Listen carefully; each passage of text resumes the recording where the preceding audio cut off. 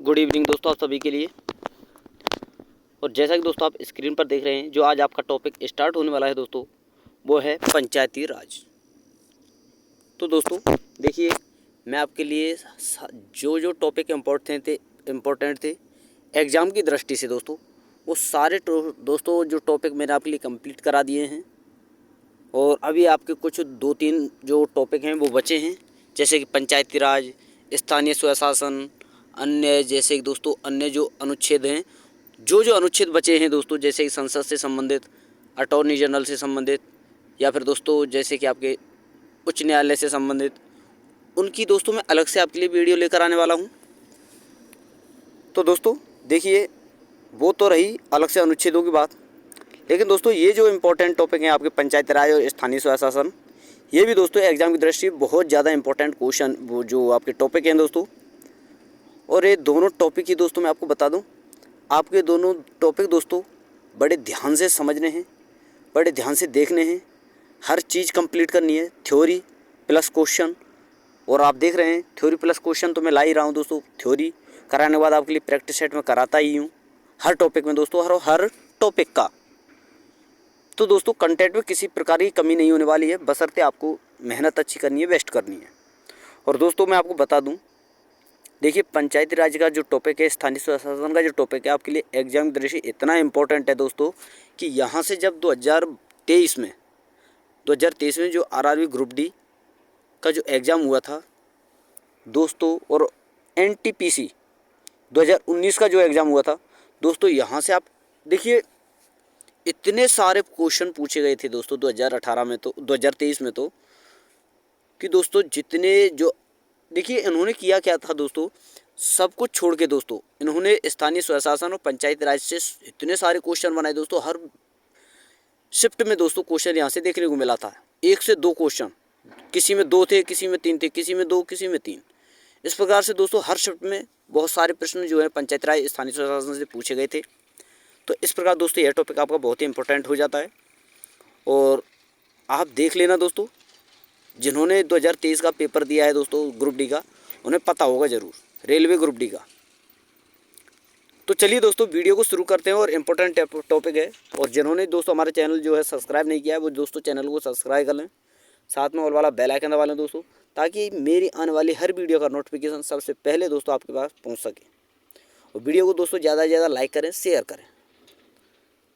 तो चलिए दोस्तों समझते हैं पंचायती राज है क्या, क्या प्रक्रिया होती है, और कौन कौन सी समितियां जो हैं, समितियां बहुत इंपॉर्टेंट हैं दोस्तों इसकी। तो कौन कौन सी समितियां होती है वो सारी चीज़ें हम इसमें डिस्कस करेंगे।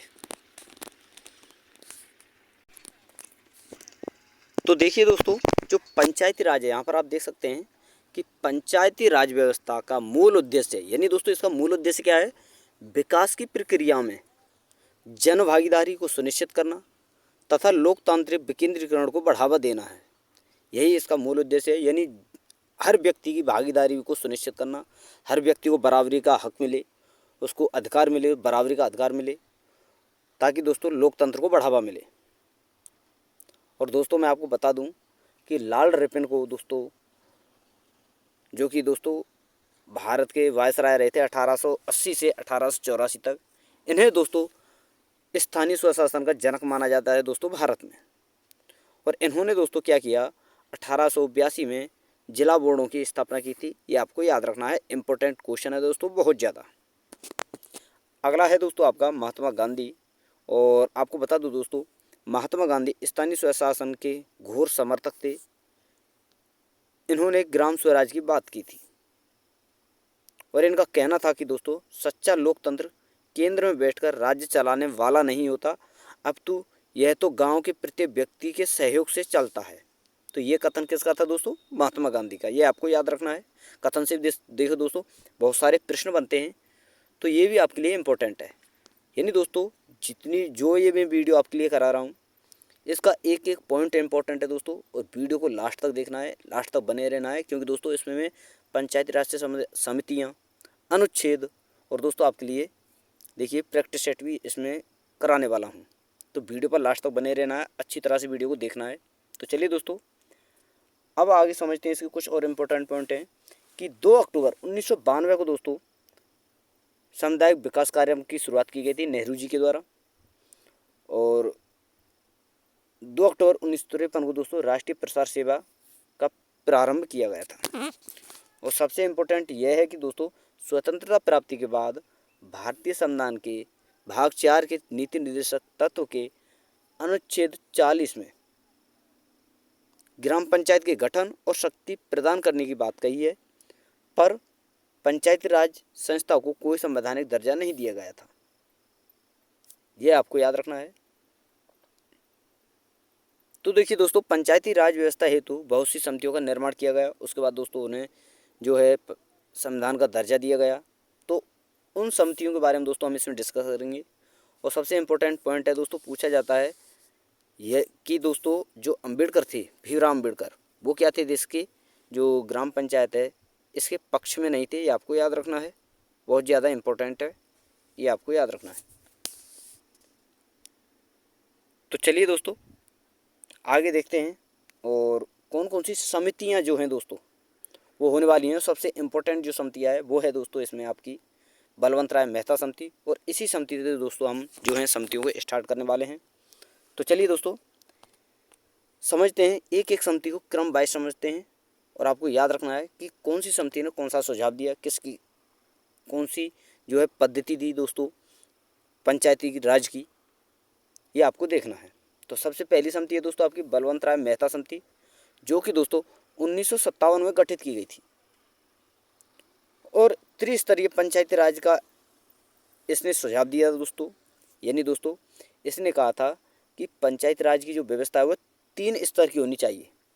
ग्राम स्तर के विकास के लिए दोस्तों ग्राम पंचायत होनी चाहिए, खंड या ब्लॉक स्तर विकास के लिए दोस्तों पंचायत समिति होनी चाहिए, और जिला स्तर के विकास के लिए दोस्तों जिला परिषद होनी चाहिए। यानी त्रिस्तरीय पंचायती राज व्यवस्था का जो सुझाव दिया था वो दिया था दोस्तों बलवंत राय मेहता समिति को। और सबसे इम्पोर्टेंट पॉइंट आपको याद रखना है कि बलवंत राय मेहता को भारत के पंचायती राज व्यवस्था का वास्तुकार कहा जाता है और लोकतांत्रिक विकेंद्रीकरण का जनक भी कहा जाता है। तो ये सारे के सारे पॉइंट आपको याद रखने हैं। तो चलिए दोस्तों आगे देखते हैं अब। और दूसरी समिति है दोस्तों सबसे इम्पोर्टेंट अशोक मेहता समिति, जो कि दोस्तों 1977 में गठित की गई थी। और इस समिति ने दोस्तों 2 स्तरीय पंचायती राज व्यवस्था का सुझाव दिया।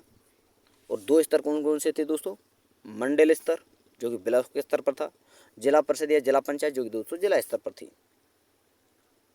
यानी दोस्तों ग्राम न्यायालय के गठन का सुझाव इसने दिया, ग्राम न्यायालय के गठन का सुझाव। और SC ST को आरक्षण देने का सुझाव किसने दिया दोस्तों, अशोक मेहता समिति ने। इंपॉर्टेंट है, आपको याद रखना है ये पॉइंट। और ये पॉइंट दोस्तों 2023 का जो ग्रुप डी का एग्जाम हुआ था उसमें ये प्रश्न पूछा जा चुका है। हालांकि अशोक मेहता समिति भी पूछी जा चुकी है, LM सिंघवी समिति भी पूछी जा चुकी है दोस्तों, बलवंत राय मेहता समिति पूछी जा चुकी है। हालांकि सभी पूछी गई हैं, लेकिन जो सबसे ज़्यादा ध्यान देने वाली बात है दोस्तों कि ग्राम न्यायालय गठन का सुझाव किस समिति ने दिया, अशोक मेहता समिति ने। SC और ST को आरक्षण देने का सुझाव दिया दोस्तों अशोक मेहता समिति ने। मंडल पंचायत की बात कही दोस्तों अशोक मेहता समिति ने। तो इस प्रकार के सारे क्वेश्चन आपको याद रखने हैं। अगली है दोस्तों GV राव समिति, 1985 में इसका गठन किया गया। इसे आपको याद रखना है खाली, इसका गठन कब किया गया। अगली है दोस्तों LM सिंघवी समिति, जो कि 1986 में इसका गठन किया गया। और इसने क्या क्या सुझाव दिए, क्या क्या इसका कहना था दोस्तों।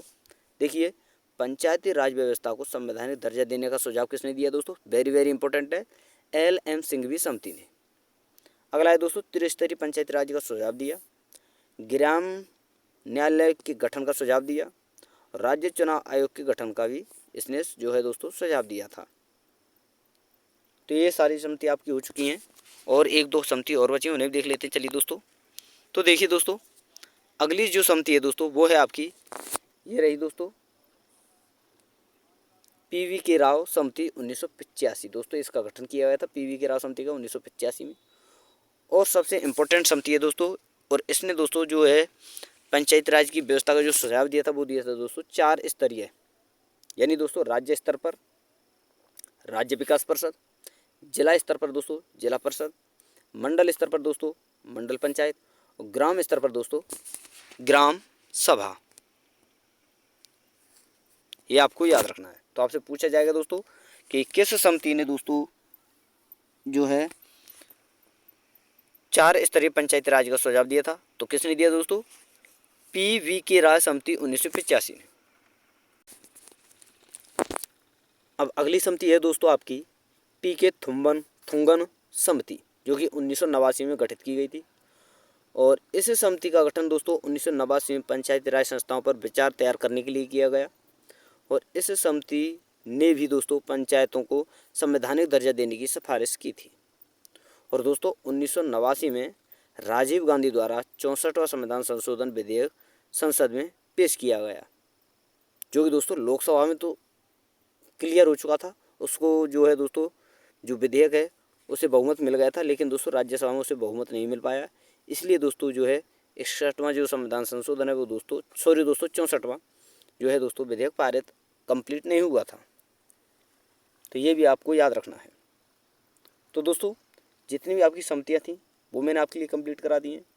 अब बात करते हैं दोस्तों 74वें संविधान संशोधन अधिनियम के तहत क्या क्या प्रावधान किए गए, क्या क्या दोस्तों कार्य किए गए।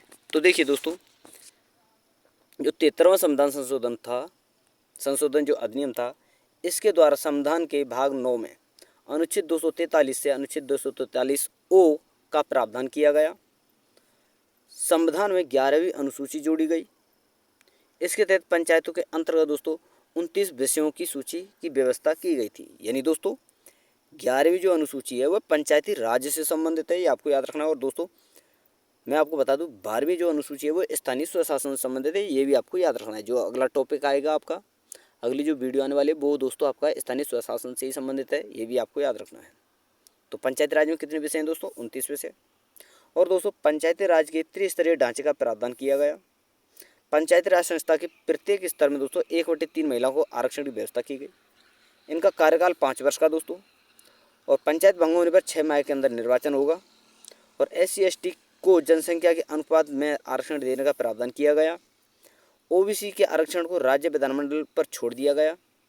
और हर गांव में ग्राम सभा का गठन करने का जो है दोस्तों इसमें प्रावधान किया गया था। तो ये सारी चीज़ें आपको याद रखनी है 73वें संविधान संशोधन अधिनियम 1992-93 के तहत। अब दोस्तों देखिए, अब जो ये अनुच्छेद हैं दोस्तों, इन अनुच्छेदों को हम देखते हैं दोस्तों। और अगर मेरी मेहनत, मेरा कंटेंट, मेरी वीडियो आपको पसंद आए तो प्लीज़ दोस्तों आपसे रिक्वेस्ट है कि वीडियो को ज़्यादा से ज़्यादा लाइक किया करें दोस्तों, शेयर किया करें। और दोस्तों जितना हो सके दोस्तों चैनल को सब्सक्राइब की जरूर कर लिया करें दोस्तों, क्योंकि दोस्तों इस पर मैंने आपके लिए बोला था कि मैं इसी चैनल पर दोस्तों जब आपका ये मैटर जो है जीके का ये कंप्लीट हो जाएगा, इसके बाद दोस्तों मैं आपके लिए देखिए 20 क्वेश्चन जीके और 20 क्वेश्चन साइंस के जो कंबाइंड जो क्लास में लेकर आने वाला हूँ। टोटल 50 क्लास कराऊंगा। और 50 क्लासों में आपके लिए मैं दोस्तों गारंटी दूंगा कि जितने भी प्रीवियस ईयर एग्ज़ाम में जो क्वेश्चन पूछे गए हैं जीके के और प्लस साइंस के, वो सारी चीज़ें मैं आपके लिए कंप्लीट कराने वाला हूँ। और ये दोस्तों दोनों चीज़ें मिक्स में इसलिए लेकर चल रहा हूँ। देखिए दोस्तों, सबसे ज़्यादा वेस्टेज जो साइंस का मिलता है वो रेलवे में मिलता है, तो वहाँ से दोस्तों, और जीके का तो है ही दोस्तों। तो जीके और प्लस साइंस रेलवे वाले अच्छी तरह से कंप्लीट कर सकते हैं। उनकी जीके भी और साइंस भी दोनों ही चीज़ें अच्छी तरह से कंप्लीट हों, इसलिए मैं दोस्तों कमांड लेकर चल रहा हूँ। बाकी दोस्तों जैसे RPF हुआ, दिल्ली पुलिस हुआ, SSGD हुआ, और SSC में भी दोस्तों देखिए साइंस पूछी जाती है। और सबसे ज़्यादा वेस्टेज रहता है दोस्तों जीके का, तो वहाँ से दोस्तों उनका जीके का भी मैटर कंप्लीट होगा और साइंस का भी। तो इस प्रकार ये क्लास जो है दोस्तों आपका जो सीरीज चलने वाली है 50 वीडियो वाली, उसमें दोस्तों 20 क्वेश्चन साइंस के होने वाले हैं और 20 जीके के। तो दोस्तों इसीलिए बोल रहा हूँ, जो कंटेंट मैं आपके लिए उपलब्ध कराऊंगा वो बेहतर कराऊंगा, जितना हो सके अच्छा कराऊंगा। तो दोस्तों चैनल को सब्सक्राइब कर लें, साथ में ऑल वाला बेल आइकन दबा लें, जब भी मैं वीडियो डालूं दोस्तों तो सबसे पहले नोटिफिकेशन आपके पास पहुंच सके। तो चलिए दोस्तों अब देखते हैं आपकी जो पंचायती राज से संबंधित जो अनुच्छेद हैं, जो कि 16 टोटल अनुच्छेद है। कितने हैं दोस्तों? ये 243 से 243 ओ तक दोस्तों ये टोटल 16 अनुच्छेद बैठते हैं। तो दोस्तों ये 16 अनुच्छेदों को दोस्तों डिटेल वाइज हम देखते हैं कि किस अनुच्छेद में क्या दिया गया है। तो ये है दोस्तों आपके 243 से 243 ओ तक। तो देखिए दोस्तों, अनुच्छेद 243 में परिभाषाएं दी गई हैं। पंचायत राज की जो परिभाषा है वो दी गई है, ये आपको याद रखना है। और दोस्तों जो ये अनुच्छेद मैं आपके लिए करा रहा हूँ ये वेरी वेरी इंपॉर्टेंट है, क्योंकि दोस्तों यहाँ से बहुत सारे प्रश्न पूछे गए थे। तो सारी चीज़ आपको अच्छी तरह से देखनी है, बेस्ट है, कंप्लीट करना है दोस्तों, हर चीज़ को कंप्लीट देखना है, लास्ट तक देखना है, समझना है हर चीज़ को कि क्या क्या इसमें दिया गया है। तो देखिए दोस्तों 243 में क्या दिया गया, परिभाषाएं। अनुच्छेद 243 ए में दोस्तों ग्राम सभा के बारे में बताया गया है। अनुच्छेद 243 बी में दोस्तों पंचायतों के गठन के बारे में बताया गया है। और इसमें बताया गया है दोस्तों पंचायती संस्थाएं त्रिस्तरीय होंगी, पर जिन राज्यों की जनसंख्या 20 लाख से कम है वहाँ द्विस्तरीय हो सकती है। अगला है दोस्तों अनुच्छेद 243 सी, जिसमें दोस्तों पंचायतों की संरचना का प्रावधान है। अनुच्छेद 243 डी में दिया गया है दोस्तों स्थानों का आरक्षण, यानी दोस्तों SC और ST का आरक्षण जनसंख्या के अनुपात में महिलाओं को कम से कम 1/3 का जो रिजर्वेशन है वो दिया गया है। और OBC का आरक्षण राज्य विधानमंडल के निर्णय पर छोड़ दिया गया है, ये इसमें प्रावधान है। अगला है दोस्तों अनुच्छेद 243 ई, जिसमें दोस्तों कार्यकाल के बारे में बताया गया है, जिसमें दोस्तों 5 वर्ष का कार्यकाल होता है। अनुच्छेद 243 एफ, जिसमें दोस्तों सदस्यों की योग्यताओं के बारे में बताया गया है। और पंचायत का सदस्य बनने के लिए दोस्तों न्यूनतम 21 वर्ष की आयु होना जरूरी है।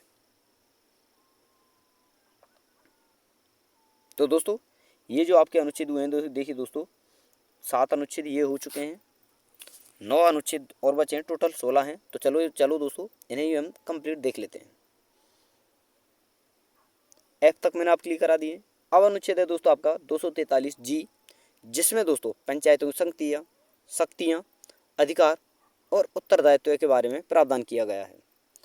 अगला अनुच्छेद है दोस्तों अनुच्छेद 243 एच, जिसमें दोस्तों पंचायती संस्थाओं को कर लगाने का अधिकार जो है दोस्तों इसमें दिया गया है। अगला है दोस्तों 243 आई, जिसमें दोस्तों राज्य वित्त आयोग का गठन का जो है प्रावधान है, जिसका जो गठन है दोस्तों राज्यपाल के द्वारा किया जाता है। अगला है दोस्तों 243 जे, जिसमें दोस्तों पंचायतों के लेखाओं की परीक्षा के बारे में बताया गया है। और अगला है दोस्तों अनुच्छेद 243 के, जिसमें दोस्तों पंचायतों के लिए निर्वाचन आयोग का गठन का प्रावधान है और राज्य निर्वाचन आयोग का प्रावधान है।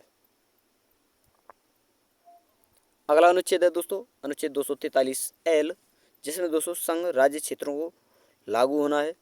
और संघ राज्य क्षेत्रों में जो है दोस्तों पंचायती राज को लागू करना होता है। और अनुच्छेद 243 एम में है दोस्तों कुछ क्षेत्रों में लागू ना होना है, जैसे कि दोस्तों नागालैंड, मेघालय और मिजोरम जो राज्य हैं दोस्तों, ये आपको खासकर याद रखने हैं।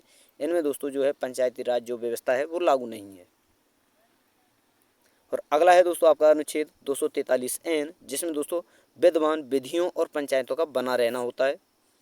और अंतिम अनुच्छेद है दोस्तों अनुच्छेद 243 ओ, जिसमें दोस्तों निर्वाचन संबंधी मामलों में न्यायालयों के हस्तक्षेप का वर्जन जो है दोस्तों इसमें दिया गया है। तो दोस्तों ये थे आपके अनुच्छेद प्लस समिति और जितनी भी थ्योरी बनती थी मैंने आपके लिए कंप्लीट करा दी है। और दोस्तों मैं आपको बता दूं, देखिए वीडियो थोड़ी सी लंबी हो सकती है, लेकिन दोस्तों जो कंटेंट है आपके लिए वो बेस्ट है और बेहतर है। तो वीडियो पर लास्ट तक बने रहे और देखते रहें। अब दोस्तों हम स्टार्ट करते हैं, आपके जो हैं दोस्तों आपके प्रैक्टिस सेट उन्हें देख लेते हैं और एक एक करके आपको बताना है कि किस प्रश्न में कौन सा आंसर होगा। और आपको कमेंट में बताना है दोस्तों आपने कितने प्रश्न सही किए। तो चलिए दोस्तों वीडियो को शुरू करते हैं। और फर्स्ट प्रश्न है दोस्तों, और इसमें आपको बताना है कि भारतीय संविधान के किस संशोधन अधिनियम द्वारा पंचायती राज व्यवस्था को संवैधानिक दर्जा दिया गया। यानी दोस्तों इसमें आपको बताना है कि भारतीय संविधान के में जो संशोधन किया गया वो कौन सा संशोधन था जिसके द्वारा दोस्तों पंचायती राज व्यवस्था को संवैधानिक दर्जा दिया गया था। तो वो कौन सा संशोधन था ये आपको बताना है। तो देखिए दोस्तों इसका जो आंसर होने वाला है वो है दोस्तों ऑप्शन नंबर डी, 73वां संविधान संशोधन। अगला प्रश्न है दोस्तों कि पंचायती राज त्रिस्तरीय पंचायती राज तंत्र में शामिल कौन कौन है। तो देखिए दोस्तों इसका जो आंसर होने वाला है वो है दोस्तों ऑप्शन नंबर सी, यानी दोस्तों ग्राम पंचायत, ब्लॉक या पंचायत समिति और जिला परिषद। अगला प्रश्न है दोस्तों भारत में सही मायने में स्थानीय स्वशासन का जनक किसे कहा जाता है? तो किसे कहा जाता है दोस्तों? Option number B, Lord Ripon. अगला प्रश्न है दोस्तों, और इसमें आपको बताना है कि पंचायती राज प्रणाली में ग्राम पंचायत का गठन होता है ग्राम स्तर पर, प्रखंड स्तर पर, नगर स्तर पर, या फिर दोस्तों जिला स्तर पर। तो ग्राम पंचायत का गठन होता है दोस्तों कब? ग्राम स्तर पर, यानी दोस्तों ऑप्शन नंबर ए आपका सही आंसर होने वाला है। अगला प्रश्न है दोस्तों, यदि पंचायत भंग होती है तो किस अवधि के अंतर्गत निर्वाचन होंगे? तो किस अवधि के अंतर्गत दोस्तों? 6 माह की अवधि के अंतर्गत दोस्तों अगर पंचायत भंग हो जाती है तो 6 माह के अंतर्गत दोस्तों दोबारा से चुनाव कराने का जो है प्रावधान किया गया है हमारे संविधान में, ये भी आपको याद रखना है। अगला है दोस्तों, खंड स्तर यानी दोस्तों ब्लॉक लेवल पर पंचायत समिति एक क्या है दोस्तों? प्रशासनिक प्राधिकरण, सलाहकार निकाय, परामर्शदात्री समिति, या फिर दोस्तों इनमें से कोई नहीं। तो क्या है दोस्तों? ऑप्शन नंबर ए आपका सही आंसर होने वाला है, प्रशासनिक प्राधिकरण। अगला प्रश्न है दोस्तों, और इसमें आपको बताना है कि अशोक मेहता समिति ने पंचायती राज व्यवस्था के अंतर्गत कितने स्तरीय ढांचे की स्थापना की सलाह दी थी? तो कितने की दी थी दोस्तों अशोक मेहता समिति ने? 2 स्तरीय। तो ऑप्शन नंबर ए आपका सही आंसर होने वाला है। और अगला प्रश्न है दोस्तों, इसमें आपको बताना है कि पंचायत के चुनाव कराने हेतु निर्णय किसके द्वारा लिया जाता है? तो किसके द्वारा लिया जाता है दोस्तों? ये लिया जाता है दोस्तों आपका राज्य सरकार के द्वारा, ये आपको याद रखना है। ऑप्शन नंबर बी आपका सही आंसर होने वाला है। और अगला प्रश्न है दोस्तों, इसमें आपको बताना है कि 2 अक्टूबर 1959 को भारत में पंचायती राज का शुभारंभ निम्नलिखित में से कहाँ पर किया गया था? नागौर, राजमुंद्री, सीतामढ़ी, या अलीगढ़? तो दोस्तों मैं आपको बता दूं कि सबसे पहले जो है पंचायती राज का जो शुभारंभ है दोस्तों राजस्थान के नागौर जिले में किया गया था 2 अक्टूबर 1959 को, ये आपको याद रखना है। तो दोस्तों ऑप्शन नंबर ए आपका सही आंसर होने वाला है, नागौर। अगला प्रश्न है दोस्तों, और इसमें आपको बताना है कि भारत में त्रिस्तरीय पंचायती राज प्रणाली का प्रस्ताव किसने किया था? बलवंत राय मेहता समिति ने, अशोक मेहता समिति ने, रॉयल कमीशन ने, या उपयुक्त में से कोई नहीं? तो दोस्तों किसने किया? बलवंत राय मेहता समिति ने त्रिस्तरीय सुझाव दिया था, और अशोक मेहता समिति ने 2 स्तरीय। तो ये आपको याद रखना है। अगला प्रश्न है दोस्तों, इसमें आपको बताना है कि निम्नलिखित में से किस राज्य ने सबसे पहले पंचायती राज अपनाया? तो किसने अपनाया दोस्तों?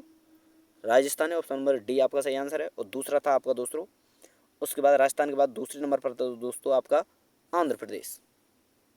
तो किसने सबसे पहले अपनाया दोस्तों?